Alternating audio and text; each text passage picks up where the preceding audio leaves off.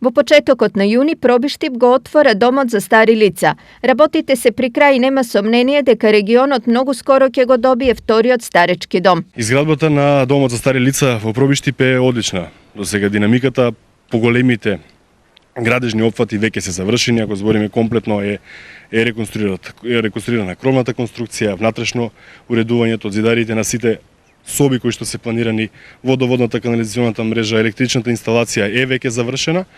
Останува периодот пред нас да се распише тендер за внатрешно уредување на интериерот кој што ќе го направи Министерството за труд и социјала. Домот за стари лица во Пробиштип е второ ваков вид во регионот, каде ќе можат да бидат сместени не само пробиштипјани, туку и жители од околните општини.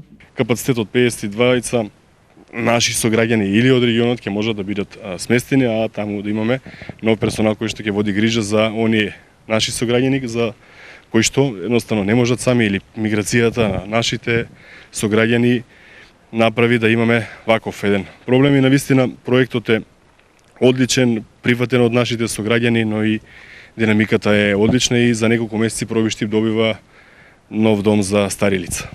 Домот за стари во Пробиштип се гради непосредно до здравствениот дом, што значи дека на оние на кои тоа им е потребно ќе им се обезбеди и 24 часовна медицинска помош. Станува збор за објект од 2000 метри квадратни, чија изградба почна минатата година. Во источниот регион засега има само еден дом за стари лица во Берово со капацитет од 29 легла. Во тек се активности за негово проширување, пошто во него ќе можат да се сместат вкупно 40 возрастни лица.